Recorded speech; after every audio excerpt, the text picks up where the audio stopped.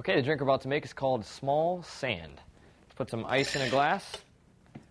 And if you've got a little water in there, try to get rid of that. Now let's measure out 1 ounce of gin. My gin here. And we'll follow that up with 1 ounce of melon liqueur. A half an ounce of strawberry juice.